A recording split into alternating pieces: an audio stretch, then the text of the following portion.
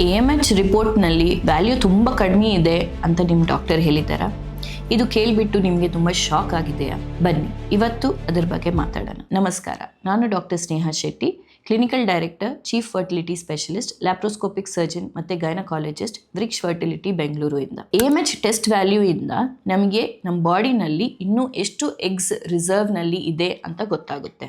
ಇದರದ ಅರ್ಥ ನಿಮಗೆ ಪ್ರೆಗ್ನೆನ್ಸಿ ಆಗಲ್ಲ, ಇಲ್ಲ ನಿಮಗೆ ಎಗ್ಸೇ ಇಲ್ಲ ನಿಮಗೆ ಒಳ್ಳೆ ಕ್ವಾಲಿಟಿ ಎಗ್ಸ್ ಇಲ್ಲ ಅಂತ ಹೇಳಕ್ಕಾಗಲ್ಲ. ನ್ಯಾಚುರಲ್ ಆಗಿ ಇಲ್ಲ ಅಂದರೆ IVF ಆರ್ IUI ಟ್ರೀಟ್ಮೆಂಟ್ ಮೂಲಕವಾಗಿ ಪ್ರೆಗ್ನೆಂಟ್ ಆಗಿದ್ದವ್ರು ಸುಮಾರು ಜನ ಇದ್ದಾರೆ. ಇಂಪಾರ್ಟೆಂಟ್ ಏನಂದರೆ ಕರೆಕ್ಟ್ ಪ್ಲ್ಯಾನಿಂಗ್.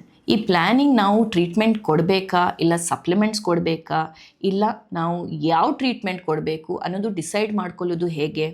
ನಿಮ್ಮ ಏಜ್ ಮೇಲೆ, ಜೊತೆಗೆ ಅಸೋಸಿಯೇಟೆಡ್ ಫ್ಯಾಕ್ಟರ್ಸ್ ಏನಾದರೂ ಇದೆಯಾ ಅಂತ ನೋಡ್ತೀವಿ. ಅಂದರೆ ಗರ್ಭಾಶಯ ಚೆನ್ನಾಗಿದೆಯಾ, ಫೆಲೋಪಿಯನ್ ಟ್ಯೂಬ್ಸ್ ಚೆನ್ನಾಗಿದೆಯಾ, ನೀವು ಕರೆಕ್ಟಾಗಿ ಓವ್ಯುಲೇಟ್ ಆಗ್ತಾ ಇದ್ದೀರಾ, ಅಂದರೆ ಮೊಟ್ಟೆ ಕರೆಕ್ಟಾಗಿ ಗ್ರೋ ಆಗಿ ರಪ್ಚರ್ ಆಗ್ತಾ ಇದೆಯಾ. 4ನೇದು ನಿಮ್ಮದು ಹಸ್ಬೆಂಡ್ದು ಕಣ ಪರೀಕ್ಷೆ, ಸೀಮನ್ ಅನಾಲಿಸಿಸ್ ಅನ್ನೋ ರಿಪೋರ್ಟ್ನು ಚೆನ್ನಾಗಿದೆಯಾ ಅಂತ. ಇದೆಲ್ಲ ನಾವು ನೋಡಿಬಿಟ್ಟು ಟ್ರೀಟ್ಮೆಂಟ್ ಪ್ಲ್ಯಾನಿಂಗ್ ಅನ್ನೋದು ಮಾಡ್ತೀವಿ. ಸ್ವಲ್ಪ ಜನಗೆ ಡೈರೆಕ್ಟಾಗಿ ಫರ್ಟಿಲಿಟಿ ಟ್ರೀಟ್ಮೆಂಟ್ಸ್ IVF ಪ್ಲ್ಯಾನ್ ಮಾಡಬೇಕು ಅಂತ ಹೇಳ್ತೀವಿ.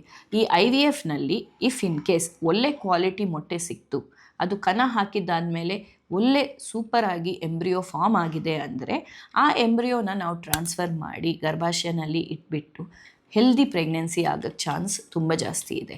ಸೊ ನಂಬರ್ಸ್ಗಿಂತ ಕ್ವಾಲಿಟಿ ಇಂಪಾರ್ಟೆಂಟ್. ಲೋ AMH ಅಂದರೆ ಹೋಪ್ ಇಲ್ಲ ಅಂತಲ್ಲ, ನೀವು ಕರೆಕ್ಟಾಗಿ ಪ್ಲ್ಯಾನ್ ಮಾಡ್ಕೊಂಡಿದ್ರೆ ಡೆಫಿನೆಟ್ಲಿ ಒಂದು ಹೆಲ್ದಿ ಮುದ್ದಾದ ಮಗು ಆಗೋಕ್ಕೆ ಚಾನ್ಸ್ ತುಂಬ ಜಾಸ್ತಿ ಇದೆ.